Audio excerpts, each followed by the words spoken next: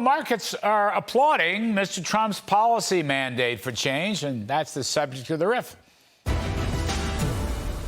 President Trump's landslide victory, winning both the popular and electoral college votes, represents a significant mandate for change. Yes, now it's a mandate to change the Biden-Harris administration because nobody wanted a second term. But it's also a mandate to change policies virtually across the board. One of the key policy changes, clearly the economy. Now, I keep reading in various media outlets that Mr. Trump's policies are going to cause higher inflation, do great damage to the economy. So it's worth noting that one of the best barometers of economic confidence in the future economy is the forward-looking stock market. The day after the election on Wednesday, November 6th, stock market registered its largest rally in history. Mr. Trump is an avid follower of the stock market, as I can attest during the first term, when almost any time I went into the Oval, no matter what the agenda, his first question to me would be about the stock market. Now, stocks can change their minds if policy changes, but Mr. Trump is well aware that they are a predictor of the future economy, and they send thumbs up or thumbs down regarding economic policy. So, all these Nobel Prize-winning economists keep telling people how bad Trump's policies are. But the stock market begs to differ. Tax cuts, deregulation, energy dominance, three key pillars of Mr. Trump's economic plan, are all very bullish for future economic growth and profits. Hence, stocks keep rallying. From the Tuesday election opening until the close of business today, more or less, the Dow's up over 2,000 points. Also, interestingly, the gold price has fallen more than $100, which is a vote of confidence in the Trump dollar.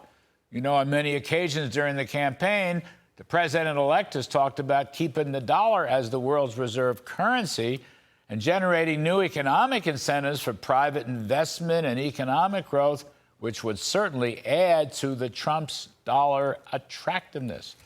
Anyway, just yesterday, Mr. Trump appointed former acting ICE Director Tom Homan as the new border czar, who promptly told interviewers that his top priorities were to identify and deport terrorists and public safety threats.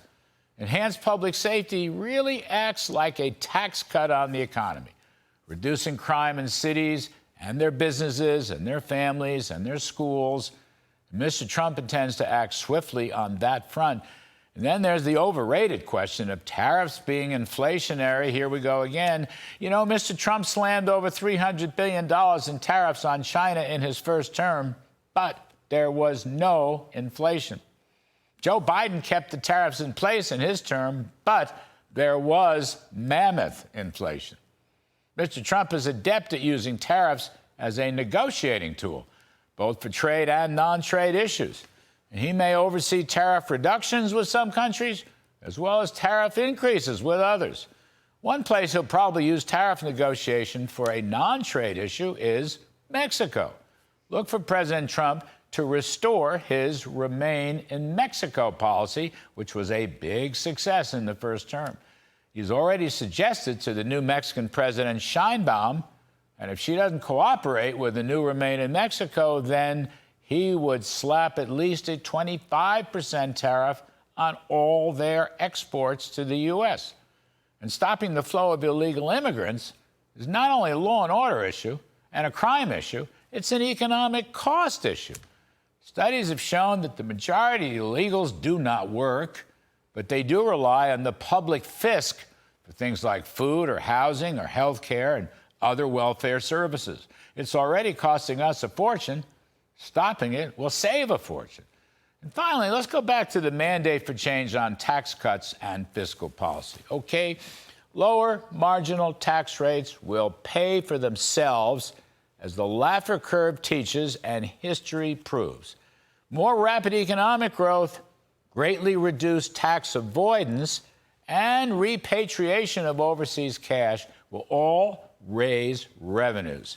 And the other part of the deficit reduction could well come from the Elon Musk government efficiencies conversations, where the brilliant inventor is talking about at least $2 trillion in lower spending, along with creative ways to turn federal asset holdings into revenue-creating enterprises. Leave it to Elon.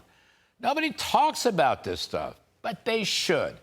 The voters want a mandate for change. Mr. Trump is going to give it to them.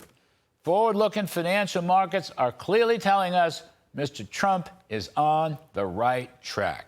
And all these nitpicking media liberals should quit their belly aching and at least give the new president-elect a fair-minded chance to succeed. And that's the riff.